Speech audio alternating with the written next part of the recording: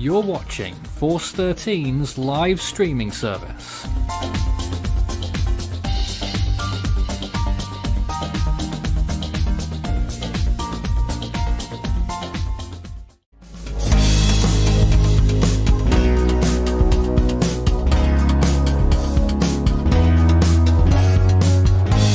And now the latest around the wide world of tropics.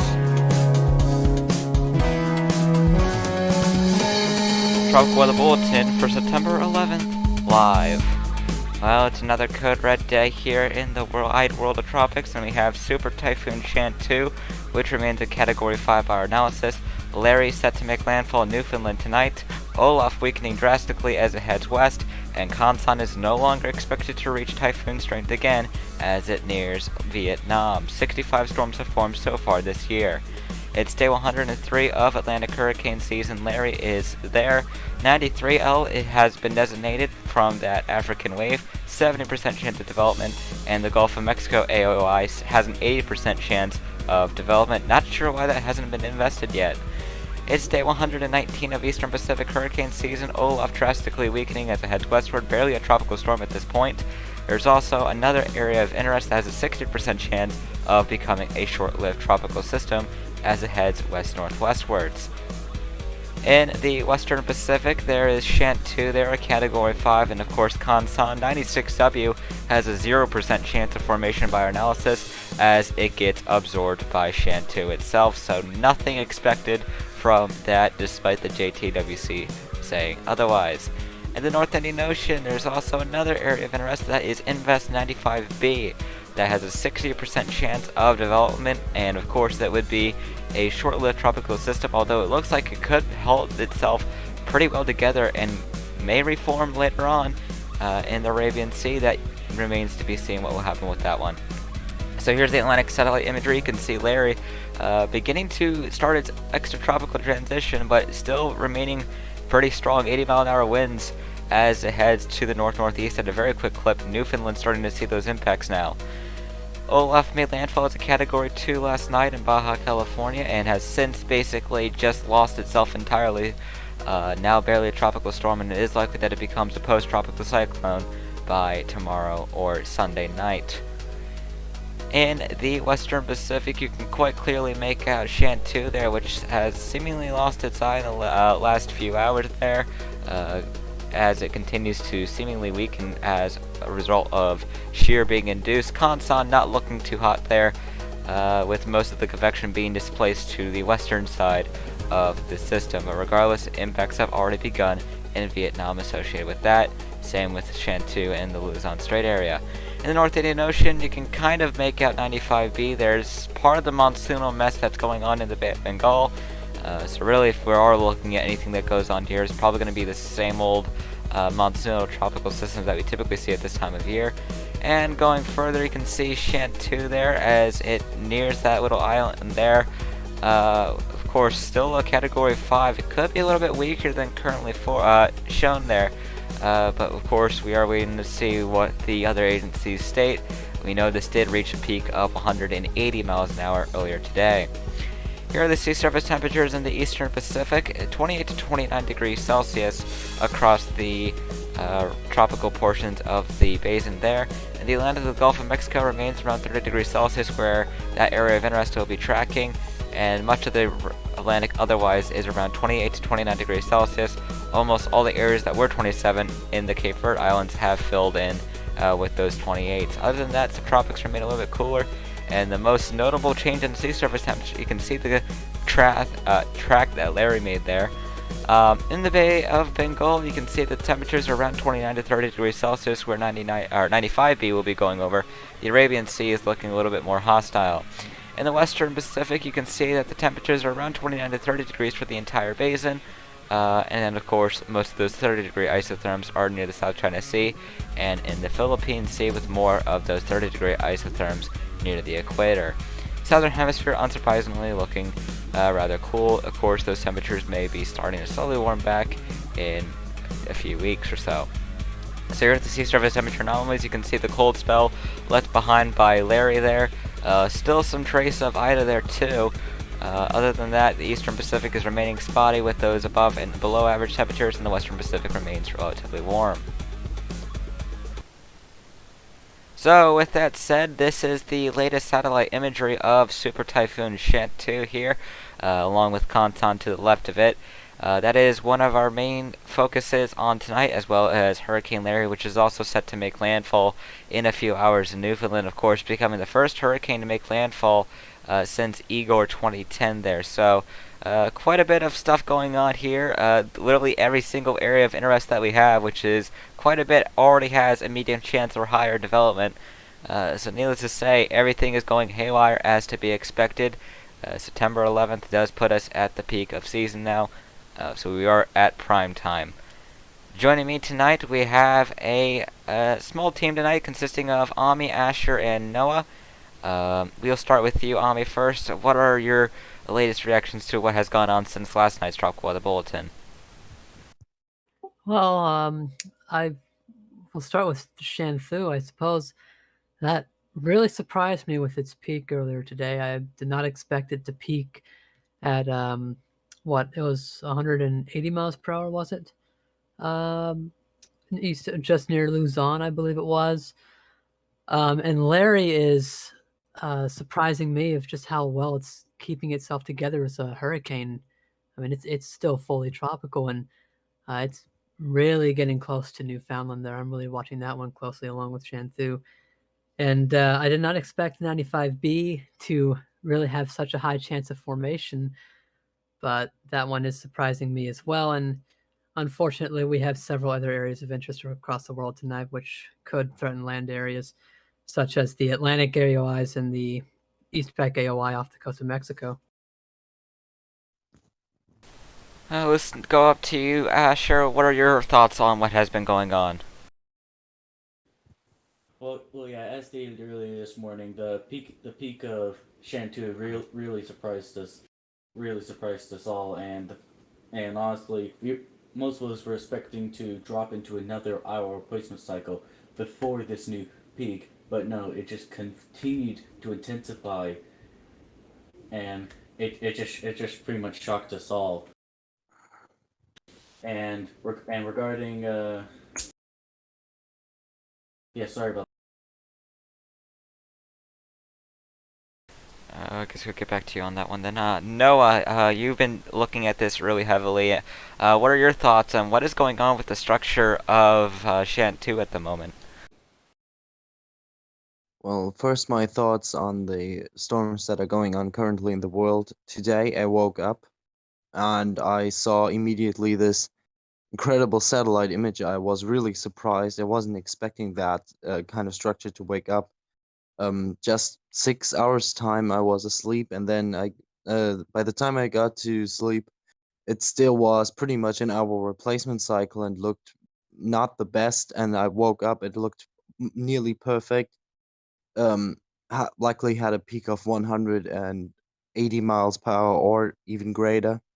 um Pretty impeccable structure, one of the best structures we have seen, um probably since Meranti of 2016, at least with the eye size and um its uh its ring temperature. Larry is actually surprising me at the moment because it's not only still tropical, but it still looks very tropical with uh, relatively deep convection around its inner core, still having this kind of eye feature. Um, so there's still thunderstorms blowing up, new convection blowing up near the core of Larry. Um, that is surprising me because sea surface temperatures up there are very cold. And a few hours ago, the Typhoon Chanthu went into an hour replacement cycle, and now I'm not entirely sure. It could be that on radar we see that there is only that the eastern or northeastern side or half of the storm has a significant reflectivity. That could be that we have um some, I don't know, some influence of shear or dry air that got into the storm, or it's still in the process of making an hour replacement cycle. But at the current time, the structure of the storm doesn't look as good, as we don't have this consolidated full ring of high reflectivity, but only this half ring. It kind of reminds me from both IR and the current radar signature of, for example, Hurricane Irma on its approach to Florida, which also had only this um, half ring structure on radar and pretty similar satellite appearance. Yeah, this has been a really significant storm. In terms of my thoughts on this, of course, I woke up this morning, at around 5:30 because I had to get ready for school, and I looked at Discord since I had to get everything prepared and all that stuff, and I see that this had intensified drastically, improved drastically even, and a lot of us initially thought that once it reached Category 5, after we came back down to a Cat 4, that it probably wouldn't get much more. We thought that there was a chance it could hit Category 5 again. It wasn't out of the question, but we didn't think it would basically get to this level that we saw here this morning, where it got up to 180. And of course, there is evidence that suggests it could have been slightly higher. So, needless to say, this has been a remarkable storm in terms of intensity. Unfortunately, it has not been for those Luzon Straits that are currently getting impacted by the eye wall of this thing. Specifically, Basco and Ibaya, that's about to be getting hit next. But needless to say, this has just been an interesting Western Pacific season, considering the fact that we, of course, had Surigay in April. That was the strongest April typhoon that we have seen in that basin. And then August was typhoonless, which hadn't been seen in post-World War II years. And then, of course, we go back to September, and what we see is the remarkable progress of this one that reaches Category 5 on 2 durations. The first one was amazing in terms of its appearance, given the fact it had a pinhole eye and all that stuff. This second peak, even stronger, 180 miles an hour. Needless to say, it's like you can't really argue this is a weak or anything kind of storm that doesn't have any notability. This definitely has notability in a multitude of ways. And pretty much going over the forecast, because unfortunately we are far from being done with this typhoon at the very least. I will pull up the interactive cone here real quick.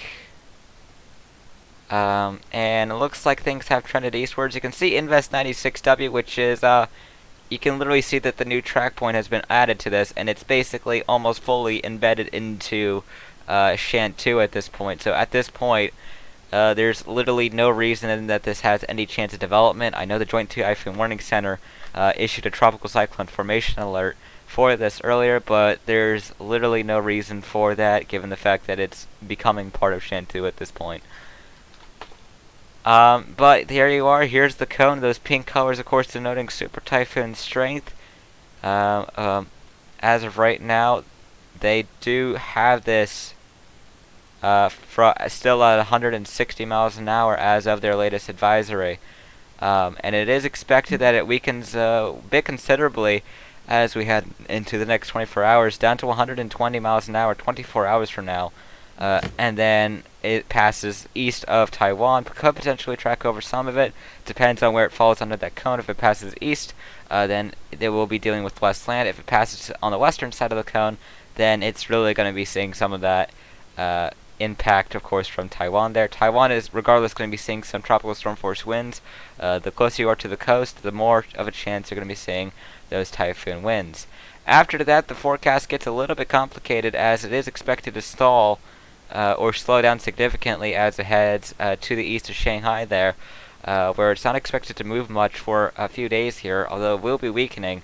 But it could be a heavy rain producer depending on where it slows down at. So that is something that we are having to monitor there. You can see the track progress of 95B so far, not really discernible too much at the moment. And then, of course, you can see the very, very long-lived Larry's track. Hurricane warnings across Newfoundland, tropical storm warnings areas west of that. And you can see it, as Noah stated earlier, it still looks really good for a hurricane this far north. At the moment, it appears to be around 45, 46 degrees north. So the fact that it's been holding off this long is pretty good. What's left of Mindy is pretty much this random blob here. Nothing really to note there with that system. You can see Invest 93L is getting itself together as it gets off of Africa.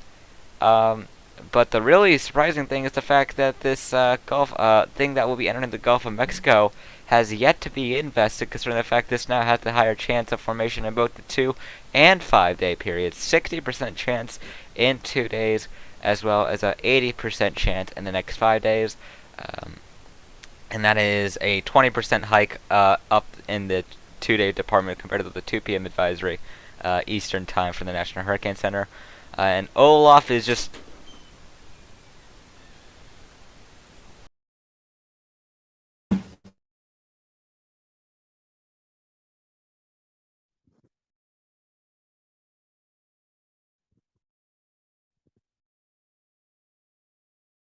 Okay, sorry about that. My grandmother came in the room. But needless to say, you can see Olaf there. It's looking rather unhealthy at the moment, and tropical storm warnings are still in place across part of Baja. But needless to say, Olaf has practically been completely shredded at this point.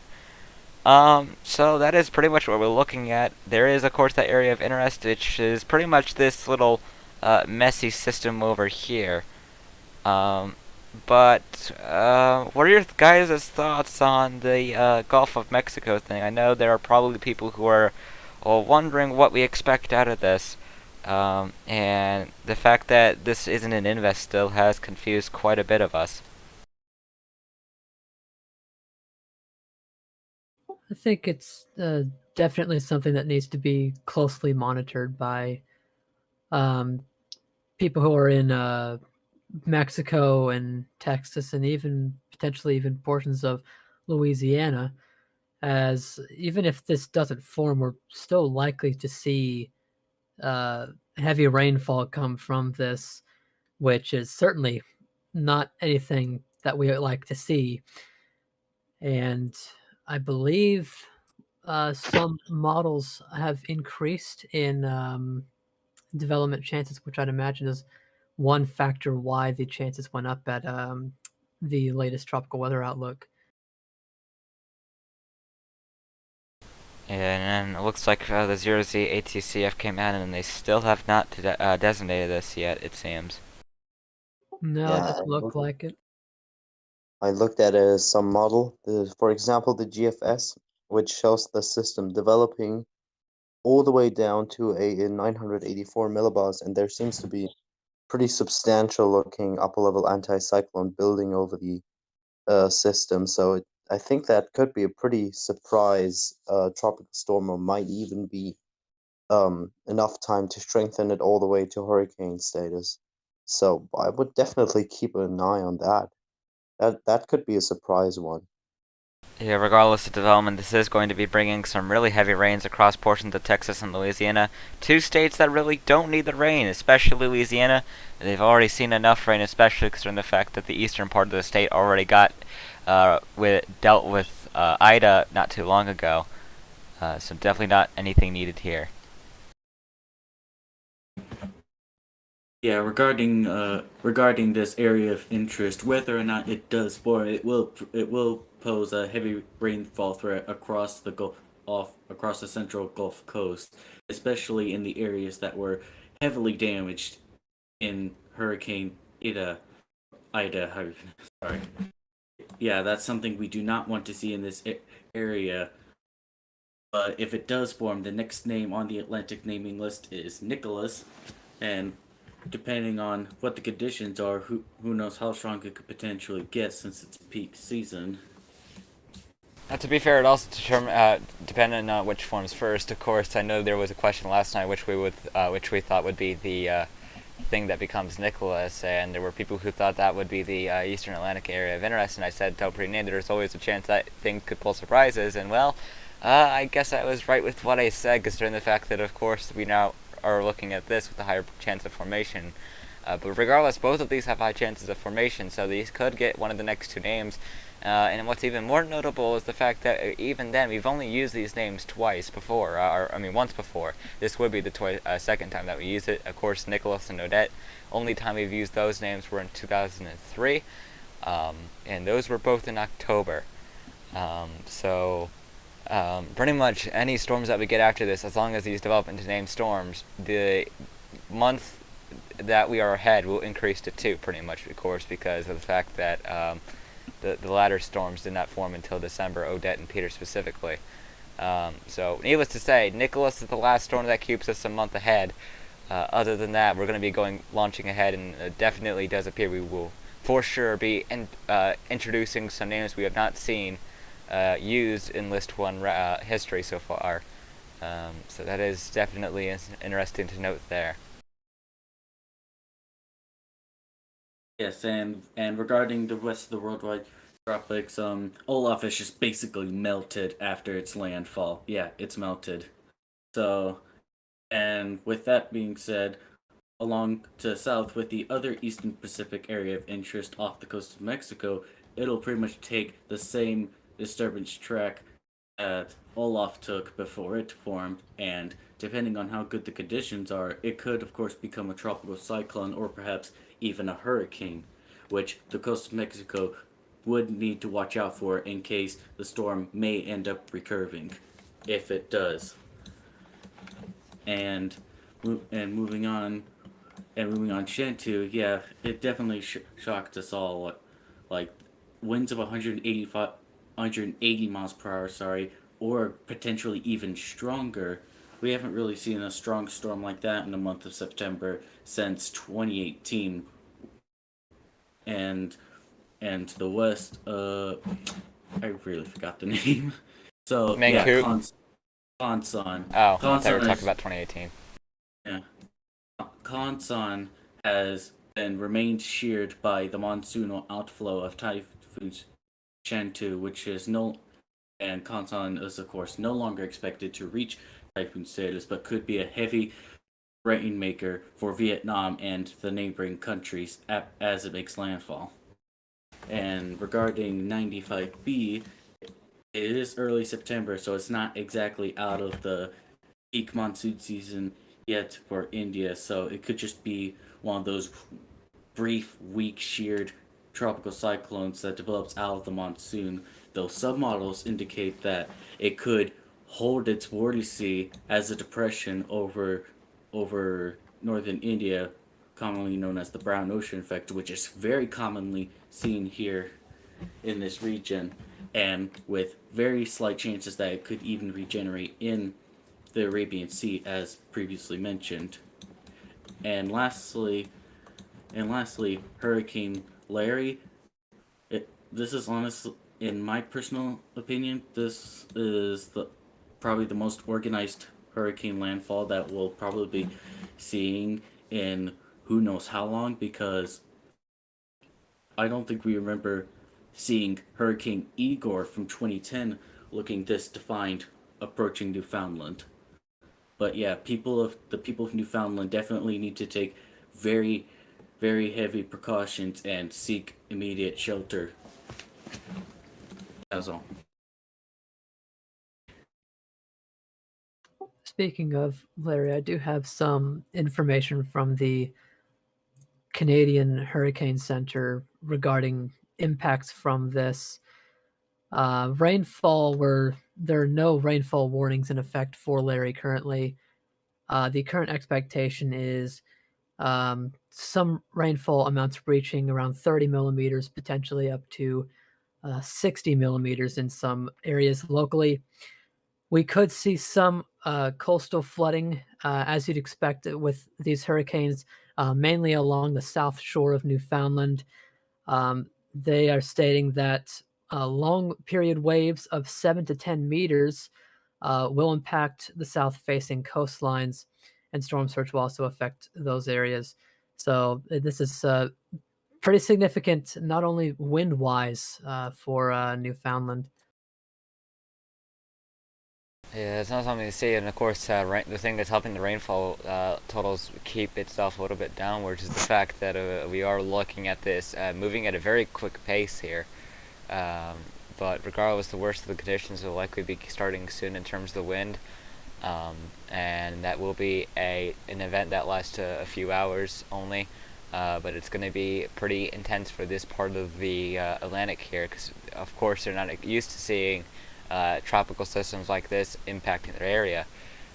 So of course, hopefully these areas made any necessary preparations that were necessary, given the fact that there were hurricane warnings and tropical storm warnings that were issued in advance. So as long as those preparations were made, hopefully these areas should make it out all right. Thankfully, Larry will finally stop being discussed so much within the next day or two, considering the fact he'll be racing off, becoming extratropical, and eventually get merged, ending the very long life. And just to give you an idea of how long it's lasted, the invest that first spawned it, or at least the low pressure area, it first started getting tracked. Let me see here. On August 29th, so it's pretty much been about 13 days since we started tracking this. And back when we started tracking this, Ida had just started. Ida had recently made landfall. You had Julian, which was pretty much just turning extratropical, and of course you had Kate there, which was a thing. But needless to say, we've been watching Larry for quite some time at this point. That much can be said, and pretty much skipping forward to now, you can see how Larry evolved over the course of time. Pretty much became a tropical storm with an eye-like feature for a little bit of it. Just to get an idea of what we saw with its life there, we're pretty much just going through it. You can see how it's evolved over the last several days here. Okay, apparently it doesn't go as the way I want it to. Oh well. Anyways, you can see how it pretty much traversed the Atlantic, getting itself an eye. Got itself a very large eye, to be exact there. And then eventually it pretty much did this, I suppose. Just to give you an idea, it was pretty much at about 37 degrees north this morning at 5 a.m. Eastern, and ever since it has moved so fast that it's pretty much gained 9 degrees north of latitude just today alone in the last 16 hours. So it's been quite the fast-moving system over the last at least the last 24 hours since it started moving at around, 29 miles an hour? That was what it was last night. And looking at it right now, it's now moving at 35 miles an hour. So the fact it's holding itself this tropical, this far north, is pretty good. Yes, this has definitely been a very long, tracking, and exhausting storm. Like, if I saw it correctly, it looked like it held its major hurricane status for at least 4 to 5 days, if not longer. Which, I don't think it held that long, but at least 4 to 5 days. But looking over at 93L, the one coming off of the western coast of Africa, this could be a very threatening storm to at least the Caribbean islands. As if I saw this all correctly, That would be the way behind it. oh, the wave behind it. Oh, 93 is all. It's probably going to be a not too long-lived tropical system. right then. My apologies. But yeah, that's its peak season. 93L could have a decent chance of becoming a tropical cyclone, though not quite sure on how exactly strong it could get, since peak season tropical cyclones can be quite unpredictable. The latest statistical guidance for the system only keeps it as a tropical storm at peak, so there really isn't much for to go with. I know the models haven't really been too hyped about this either, so if it does become anything, it's probably just going to be another tropical storm, but nothing much more than that. Regardless, the Cape Verde Islands are still going to be seeing some impacts from it, at least with tropical depression, tropical storm. We'll see what happens. Potential tropical cyclone advisories could be issued for both storms, depending on what happens with the evolution of these. Who knows?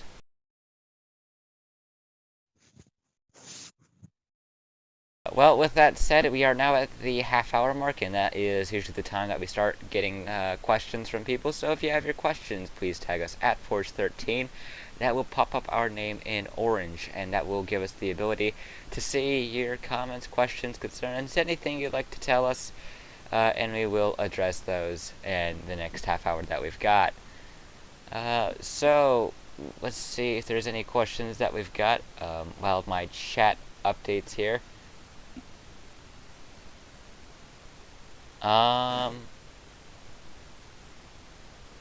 Okay, that's no, that's all. We don't have any questions at the moment. This is different. What? We don't have questions.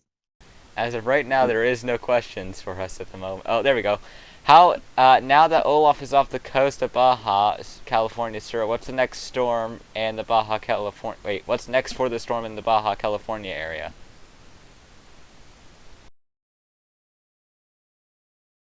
Well, I suppose I can go through the models while we wait for some of the questions to fill in.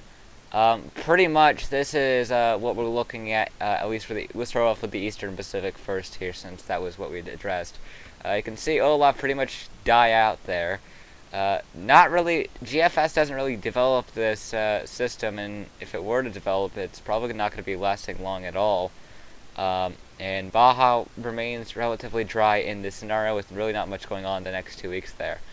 So that is the GFS model on that aspect. The Canadian model, they don't really develop this either. So I guess they don't have anything going on. Although it looks like they try to form something around the hour 222, but it looks relatively disorganized. Icon, not really developing this either. Okay, so basically nothing is developing this. I have noticed that guidance seems to be a bit down on it. Yeah. Let me see here. The ensembles, let's see what we got here. You can see that there is a little hope. Pretty much hour 60 would be the best time that it would have if it were to actually get something. But by that point, conditions look less favorable, and really I think Baja is going to be alright with this one. No impacts are to be expected in that area there. And really afterwards, after this AOI passes, it is definitely going to be a quiet period for the Eastern Pacific. Moving on over to the Atlantic, because we all love the Atlantic, don't we? Anyways, you can see pretty much Larry moving out, getting absorbed by the extratropical low. More ensemble supporting for that AOIs there, so you can see the 93L. You can see the other thing that we're watching there. And looks like we could be seeing a Texas landfall. More the models have shifted north, which will give it more time over water here. Of course, the most significant seems to be this 982 millibar run, which would make it a Category 1. In terms of the other thing, it looks like it could be lasting a little longer than initially expected, but either way, it's not going to be lasting long. It will likely die out before it hits the Leeward Islands. Not sure what's going on with this little thing here. That is what I believe is the thing that the models have been hinting on that could potentially develop behind it. Not really sure what's going to happen with that one yet, because there's a whole lot of uncertainty beyond that point. So we'll see what goes on. Feedback going on in the background, not sure whose that is. But yeah, that's what we're looking at in terms of the models here. The Western Pacific. After we finish off with Chanthu, you can see it really slow down. Pretty much by the time we get to hour 60, it's just east of China. And by the time you get to hour 84, it is, or hour 120 even, it's barely basically moved only about 100 miles. So that's really 3 days that this doesn't really move. In southern Japan, southwestern Japan specifically, needs to be watching this as they could be dealing with some of the impacts from Chanthu before it does finally become extratropical. Could be a powerful extratropical based on what the models are showing between the 970 and 980 millibar extratropical lows there. And then after that, it's a little bit uncertainty. It doesn't look like we're going to be seeing anything after this for at least some time here. If anything, it may be a little weak disturbance here in the southern Philippines or central Philippines. But regardless, uncertainty is just too high. Anything that they are showing up here, by that point it's hour 246, so it's not really something that can be trusted too much. North Indian Ocean, or just the entire Indian Ocean at that, you can pretty much see some support for that little invest there. And then you can see how it pretty much is expected to survive But none of the models take it back up to water, interestingly. So I don't think that one of the analysts saying about this going back into water is actually going to really verify, as long as the models and ensembles aren't showing such. Okay, that was some Questions major behind. feedback. Alright, oh, I was getting to the questions now. Anyways, so we'll get through the questions now that we have a whole bunch of them.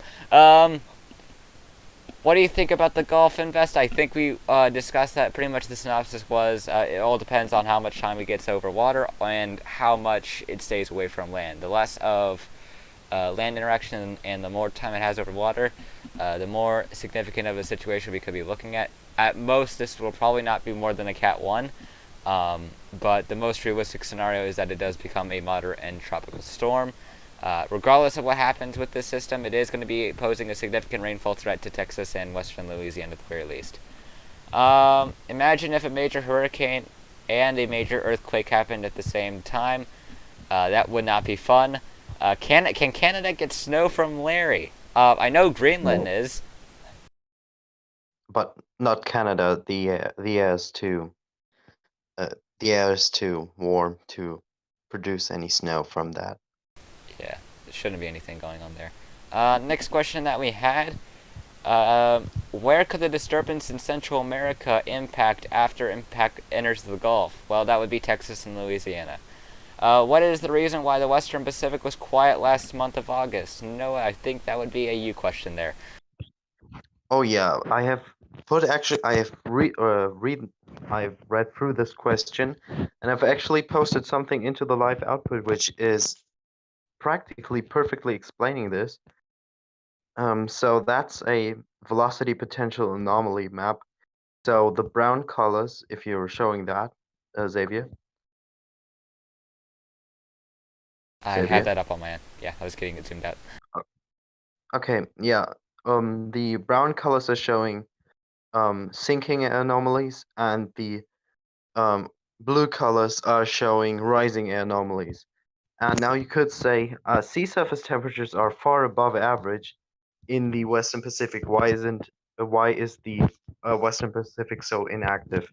And it's because high sea surface temperatures in the Western Pacific don't really correlate exactly to intensity, um, as those equate to more rising air of the Indian Ocean and go more into have an effect on the Indian monsoon and not on the Western Pacific tropical cyclone activity.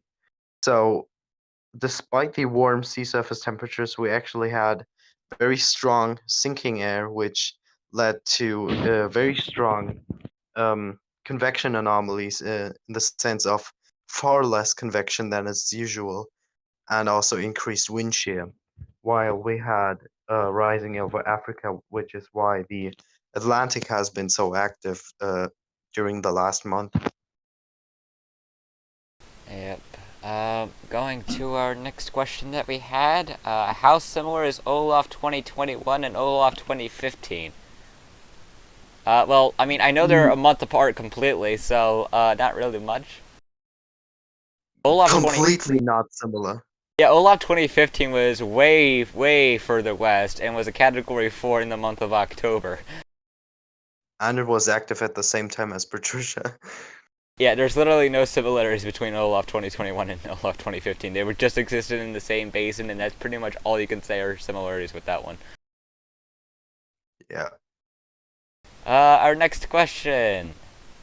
Let's see here. Which AOI do you think will develop first, and which one could be more stronger? Well, I mean, like I said yesterday, the Atlantic Lake's pulling surprises, so we really can't say which one will form first. Will it be the 93L, or will it be the AOI? Still shocked that they have not invested the Gulf of Mexico one. You'd think they would. But considering the fact that you got to account for potential tropical cyclone advisories, all that kind of stuff, it's possible either way, especially considering the fact that the chances between the 2 days are only 10% off. National Hurricane Center shows Super Typhoon Chanthu's eyes collapsing. Has Chanthu already weakened? Is it still in a weakening trend, or is it still a Category 5? It's on a weakening trend, and the latest Force 13 fix still has this as a Category 5, but this fix has been some time ago. I think it's about 1 or 2 hours, and it likely weakened below Category 5. We just had a surface observation in the eye, in the actual pretty much dead center of the storm, which showed about 935 millibars at the surface. So that would be indicative of significant weakening down to Category 4 from its Category 5 peak. And I mean, it's very apparent on the satellite appearance that the storm is degrading significantly. That has also been what the JTWC has been expecting.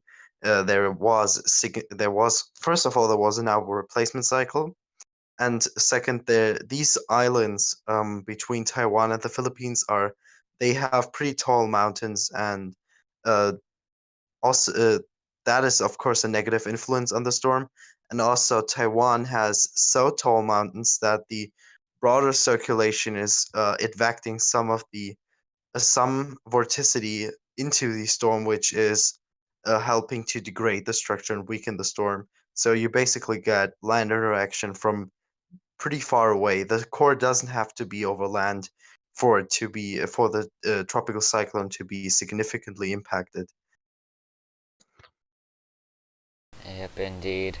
Um, when could Florida see a hurricane landfall? You're long overdue. Well, I know ECIUS got close last year, but stayed too far east. I think the biggest month to watch for at least for Florida landfalls, would probably be October. Yeah, Um, that's climatologically the most active month in Florida. I mean, of course, we had Michael in 2018. That was an October system, and that did make landfall as Cat 5 in Florida. So, very, very well possible that we could be seeing a hurricane landfall in October in Florida. Although, of course, we don't know if it's going to happen because we're still a month away. But climatologically speaking, October would be the month that you would probably see one. Moving on. Let's see here. We already answered that just now. Because Larry is now likely to make a still tropical landfall in Newfoundland, can you name other hurricanes that made landfall in Newfoundland? Well, I can tell you that the last one to make landfall in Newfoundland still tropical was Igor 2010. Although, in terms of finding storms that were more tropical looking than Larry currently, I don't think there's any.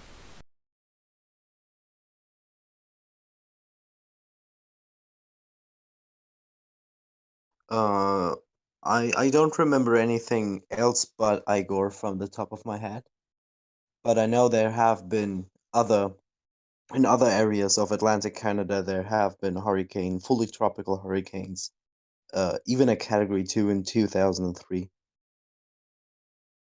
Yes, that was one, and that was, I believe, Nova Scotia. Yeah. Alright, moving on to the next question. Will the African invest become a major hurricane? No. Why are tornadoes so hard to predict and hurricanes aren't? Well, tornadoes are things that spin up and have really no chance of figuring out where it's gonna form until that funnel cloud pretty much gets itself off the ground. With hurricanes, we have models that predict these much further in advance, and needless to say, these take a longer time to develop. These take a longer time to get itself situated and all that stuff.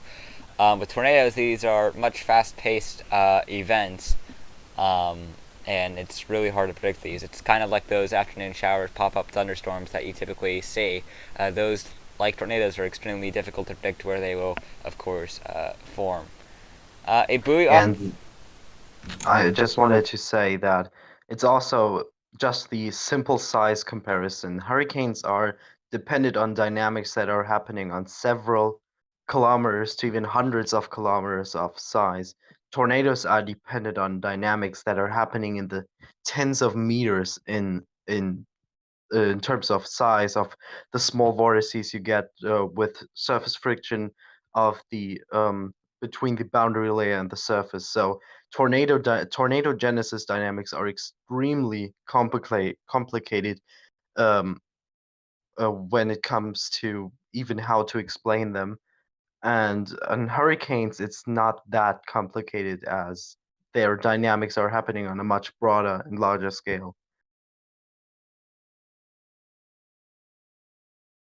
Yeah, indeed.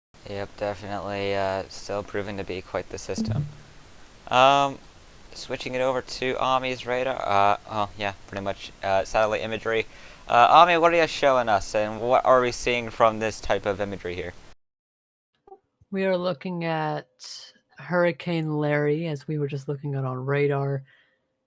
This time from the perspective of Ghost 16, and I'm really noticing how close it's getting now. I didn't think it would be this close at this point, but compared to when we started this tropical weather bulletin to now, it's made some really good grounds, and it's moving, as you said, it's moving pretty fast, which is good in regards to rainfall. As I mentioned earlier, the Canadian Weather Service, they're only forecasting 30 to 60 millimeters of rainfall, which is certainly good. Keeps the potential for flooding down. And of course, with that fast motion, we also uh, decrease the amount of time that those hurricane force winds go on. Yep, indeed. Needless to say, we're going to be staying on a little bit extra because I'm still getting the on this day side of things squared away, but it's probably not going to be too much extra longer than normal. But we have a whole lot of questions still, so we'll try to get those answered before we do go off, since we haven't been as much live as we had planned to. Chanthu is on a weakening trend, as you said. What is the largest factor, or what is the biggest factor for this storm? Um, Land interaction. And the fact that it went into an hour replacement cycle and land interaction at the same time. This combination is pretty bad sometimes.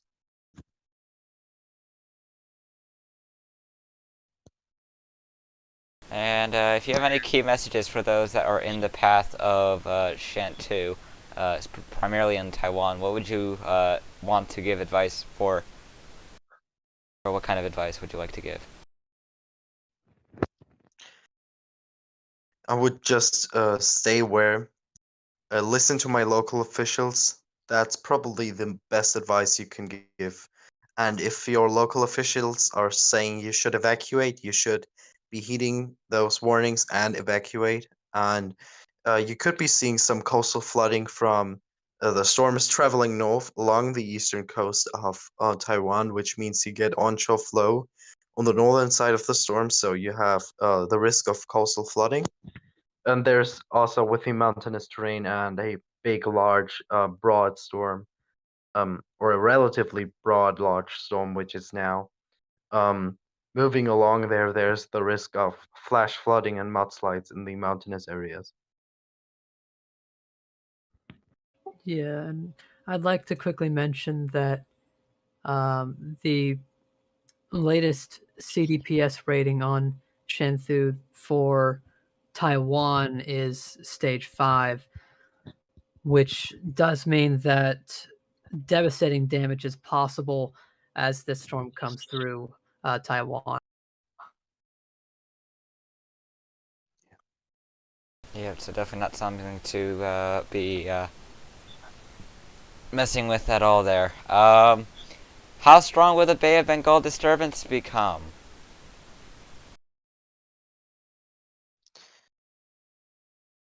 I don't think there's a lot of models that show a pretty strong storm. I think it's gonna be like your typical monsoonal depression or monsoonal storm where you have a really broad monsoonal trough and that that initiates a very broad circulation that's relatively weak and goes into land.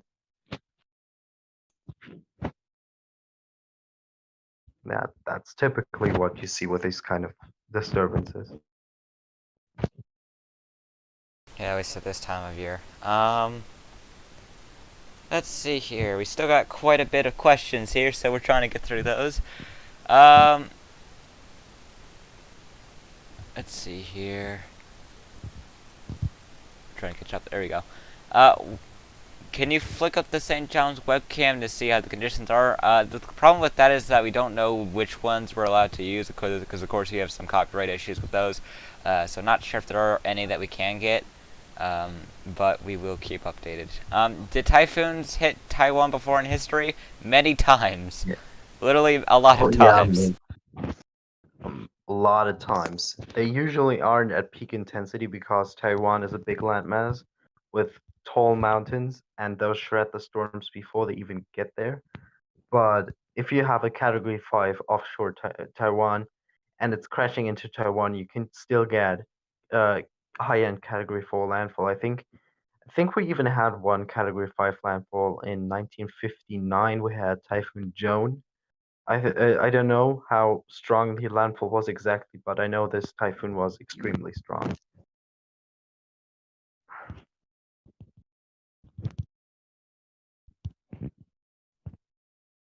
Let's see here.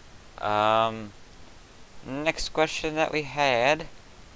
Um, what's Larry's CDPS rating? It is a last update.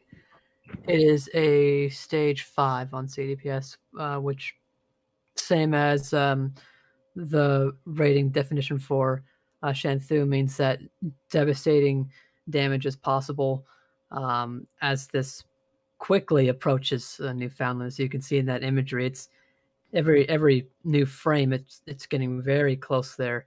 The band of infrared, the green and yellow infrared colors there are now coming over the coastline. Now, as you can see there. Um, let's see here. Next question that we had. Oh dear goodness, I just actually scrolled up. That was not good. Um, Let me get the chat back up. Is it worrying that with all this activity, the MJO is still 2 weeks away from the Atlantic and the Kelvin wave to help tropical cyclones with this? Do you think the Atlantic may pop off? That was a question from one of the users. So I haven't looked at the most recent MJO forecasts, but I know that from MJO forecasts about 3 or 4 days ago, they still have the bulk of the velocity potential anomalies, the negative ones that are rising anomalies. They still keep it into the around Africa or the Indian Ocean, which is a favorable state for the Atlantic. And it shows that the MJO has quite the weak amplitude. If you have extremely high amplitude MJO, you have it progressing around the globe and being of course, being relatively high and enhanced. And I think this also shows that we have a more solid pattern, not particularly in the MJO, but in the general sea surface temperatures and the circulation. Because when you get a weaker amplitude MJO, it can mean that the sea surface temperature anomalies are a greater factor at dominating rising air. So you have what is typical during a La Nina, for example, or El Nino regimes, is that you have very weak amplitude MJO and the velocity potential anomalies are hanging out where the sea surface temperatures are because you have where the high sea surface temperatures are because you have such a strong gradient between cool or warm sea surface temperatures. And what's happening in a neutral or warm neutral, cold neutral, is that you have a very strong amplified MJO. So I think this weak amplification of the MJO and it's sitting um, all the velocity potential anomalies basically sitting over Africa is a further manifestation of the upcoming La Nina pattern, which is favorable for the Atlantic. And I believe from what I was hearing earlier on before we went on the air, I think in the next 10 days, supposedly, we could be talking about upwards of 5, 6, or 7 AOIs in the Atlantic. And right now we're at 2. One of them, which is, I did see a question. Someone was asking, would the disturbance by Cape Verde form? That is currently 93L. That has a 70 or 80% chance of formation within the next 5 days. You have the AOI in the southwestern that actually I think is over Central America right now. That when it gets into the southwestern Gulf of Mexico and the Bay of Campeche, it has currently an 80% chance of formation. So definitely the Atlantic. We are in peak season, so we're going to see it. We're going to see activity start to ramp up over the next couple of days in the and the next week or two in the Atlantic. Well, we are staying a little bit longer than usual tonight as I get everything sorted out for the on this day side of things on my end. But we'd probably be going around 15 to 20 past. Um, is Larry still tropical? Yes. Will the disturbance near Cape Verde form in the next week? Probably. If Chanthu makes landfall in Taiwan, do you expect a Cat 4 or Cat 3 since it has weakened due to land interaction?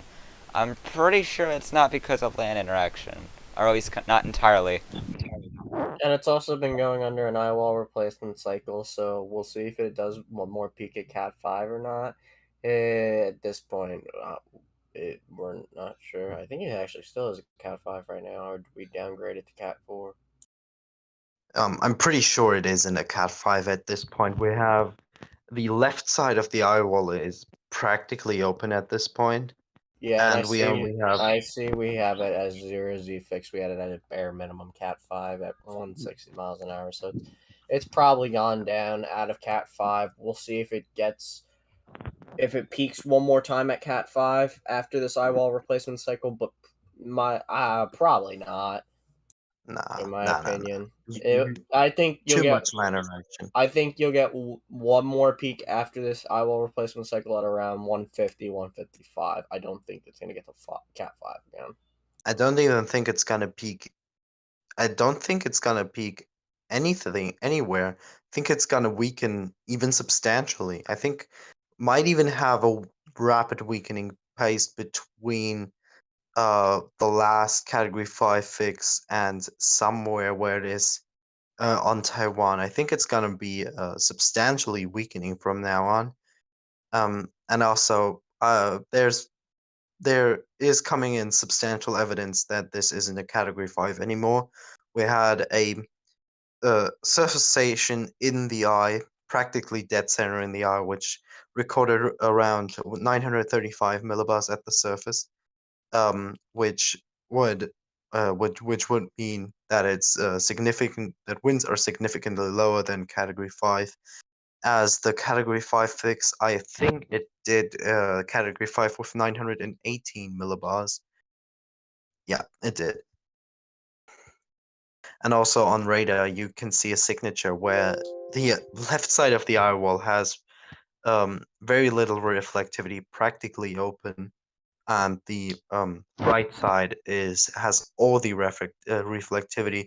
So you essentially got a half eye wall there, and this structure has been there for the last several hours. So there are severe for the storm at least. It's good for the people in Taiwan. It's good for us. But for the storm, it has severe structural problems to overcome now. Um, and significant weakening is probably likely from this point on. Yeah, we'll just have to wait and see what happens when its eye wall replacement cycle finishes. Yep, gonna be definitely interesting to see what goes on. It's been quite the lovely cycle of viral replacement cycles across the northern hemisphere. They've had interesting aftermath as a result. I mean, between Larry and its large eye and maintaining Cat 3 strength for a very long period of time, the longest storm to maintain its Category 3 or higher peak since Dorian back in 2019. And then, of course, you have the IO replacement cycles that Chanthu has been profiting off of, and I mean we saw it with the last one it did. It really just exploded. I mean, it exploded initially, went from tropical storm to Cat 4 within 18 hours, considering the fact it got named, and 18 hours later we were dealing with oh no, this is probably going to become a super typhoon at this point. And that is, it's just been crazy. Will there be more hurricanes in October? More than likely, yes. Yeah, probably. I mean, it's like, I mean, it's something we typically see in La Nina years. I mean, it's pretty much expected that there will be at least one. Yeah. It's definitely not going to be at the level of 2020. We're not saying that for sure. That's for a fact. We should not be dealing with the 2020 repeat for the late season. It is definitely going to be hard if we were to beat that, Yeah. but needless to say, I'm pretty sure this will be a calmer late season than what we saw. Not saying it's not going to be anything significant or anything. It could. We just don't know what's in store for October yet. Yeah, what I've been noticing so far this year is that there has been a lot of activity, even in like the months that you don't usually see it. Activity in the Caribbean, Eastern Caribbean, Ida rapidly intensifying in the Western Caribbean, Grace intensifying there, although being severely impacted by dry air. But the Caribbean itself seems to be a very favorable place this year, and it's usually the most favorable in October. And sea surface temperatures in the Eastern Pacific are mostly below or just at average, yeah, relative to average. So when you have this kind of configuration where you already see that the Caribbean is favorable and the Eastern Pacific is below average, and especially this string, which is directly on the latitude of the Caribbean itself, then you often get significant Caribbean activity later on in the year. I'm especially looking out for October. I'm expecting at least a major hurricane in the Western Caribbean. That's one thing I'm predicting out of this October. And there could be a pretty significant activity for any of the Caribbean islands. Maybe not the Lesser Antilles because those are too far east, but any of the Caribbean islands other than the Lesser Antilles, and also for Florida because you have storms turning north towards Florida in October. Usually, that's why Florida has climatologically its most major hurricane landfalls in October because you have major hurricanes turning out of the Caribbean in towards Florida. Well, of course, we are getting towards the end of things. Questions have calmed down. We'll start with you, Ami. What are your final thoughts on practically everything that is going on around the wide world of tropics? Well, I would say it's fairly expected that we would see activity something like this, knowing that we are in peak season. Of course, there were some surprises, such as Chanthu's peak today of 180 miles per hour. Not something I expected at all. Larry's structure, as of right now, it's surprised me as well. It's maintained such a fairly formidable structure as a fully uh, tropical system as it approaches Newfoundland. And with all the invests, I suppose it's to be expected around this time of year. I did not expect a Northern Indian Ocean invest, though, but I suppose it can be expected as we get into the latter parts of the um, summer months, getting towards the autumn season, as we are now in meteorological fall. So overall, the activity I'm not too surprised about, but the individual things that Larry and Shanthu have both managed to do within the past 24 hours has really been surprising to me overall. Indeed. Jonesy, what are your thoughts on everything that's been going on?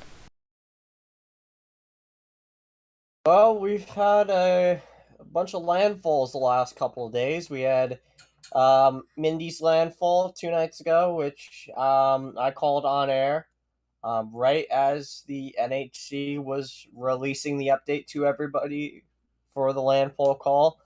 You had Olaf's landfall last night, which happened shortly after we went off the air. Chanthu's landfall happened about a half hour to an hour before we went on the air. Um, I've I've just gotten confirmation that we are going to be calling about either a 00030 Z landfall for Chanthu. That's why we didn't have a fix done for it. But we were somewhat in agreement with Pagasa there based on time, maybe just 30 minutes beforehand. And we're going to have Larry's landfall, like Olaf's, is going to happen shortly after we go off the air here tonight. So, yeah, that's going to be happening shortly as we go off the air. And then Kansan's Vietnam landfall will be coming up in a few days. So definitely a lot of landfalls, and possibly we're gonna have to watch on 95B and what happens with 93L if it goes directly over the Cape Verde Islands and that area of interest in the Gulf. We could be seeing the streak of landfalls continue. Yeah, we've definitely had pretty interesting storms. It's peak season, folks, and it's only going to get even more interesting from here. Indeed. And Noah, your final thoughts? Yeah, today has been pretty intense. We had a historically intense typhoon. I think the peak intensity is very debatable. I personally don't agree with 180 miles per hour at the peak. I think it's a bit higher. But anyway, we had a incredibly beautiful storm. If it wasn't for the potential destruction caused by this storm, this would have been one of the most beautiful ones I've seen in my years of tracking. Um, just incredible typhoon today, and I guess that its peak intensity will be a part of discussion in the server, especially in reanalysis opinions for some time, where we're gonna have heated debates about the peak intensity of the storm, and also Hurricane Larry, pretty impressive long tracking MDR hurricane. It hasn't reached its peak intensity that was initially expected, but a lot of the predictions we initially made about Larry have become true. And I think that was a very good forecast verification, and now pretty impressive, going absolutely insane with its forward speed, probably around 40 miles per hour into Newfoundland now, but still looking rather tropical with on tropical tidbits that IR imagery. It still has rads around it, red cloud tops around its core. Um, expect a hurricane force sustained winds up there, and I think we're gonna have to cover Chanthu for some time yet, because it's expected to move northward, then stall, and then move westward towards Japan. And it's not expected to be extremely weak by the time it's up there because the environment is favorable. So we in the next few days we probably have a lot to do also with this potential Gulf system, which looks like a pretty typical surprise uh, tropical storm or hurricane. So probably a lot to do, and more, I guess, live tropical weather bulletins likely coming up in the next few days, as we are now in peak season. Yep, indeed. And closing it out with my final thoughts, it has been a pretty chaotic start to the month of September, as we pretty much expect every year. September tends to show its worst colors, at least for some basins. Of course, some basins it takes a little longer. For example, it took until the end of October and early November last year when we had Super Typhoon Goni there. But needless to say, we are getting to that point of the year where this just is a reminder to anywhere that lives near the coast areas and even parts inland that hurricane season can impact anywhere that it lives near the coast. I mean, we're seeing this with Larry, impacting a very high north location. And then, of course, with Shin too, which has had a severe forecast shifts over the last several days. So, needless to say, it's better to be prepared, better to be safe than sorry, because, of course, we are in here for the long haul. Things are only going to get worse. A big thank you to my team that was here tonight, that consisted at the end with Ami, Jonesy, and Noah, presenting here tonight. My name is Xavier Burns. Been a pleasure to cover everything that has been going on this evening. And with that, we go to the On This Day. On this day in 2001, it was a very dark day in history, of course. The terror attacks that occurred in New York. Aaron, of course, Category 1, that was not too far off the Atlantic seaboard. Evo, that was a tropical storm off the Mexican coast. Felix, a recently designated tropical storm. Dinas, almost extratropical, and Eri, which was making an erratic track as a major typhoon in the Western Pacific. But needless to say, a day that will not be forgotten by many for other reasons outside of the tropics, but in the Western Pacific it was a day to remember for that reason as well. Well, with that said, the next name of the Atlantic is Nicholas, followed by Odette. In the Eastern Pacific, we're looking out for Pamela and Rick, and in the Central Pacific, we're still waiting for Hone. Woo. Moving on over to the Western Pacific, the Southern Hemisphere, I said the Western Pacific. Next time in the Western Pacific is Dianmu, followed by Mindul. In the North Indian Ocean, we're looking out for Gulab and Shaheen. And of course, we will probably be seeing those names in a month if the invest that we're seeing right now does not develop. In the southwestern Indian Ocean, the next name is Anna, followed by Batsira. In the Australian region, we're looking at Patty and Ruby. And in the South Pacific, it's Cody. Stay tuned because, of course, we will have storm updates and live events coming for the next few days, of course.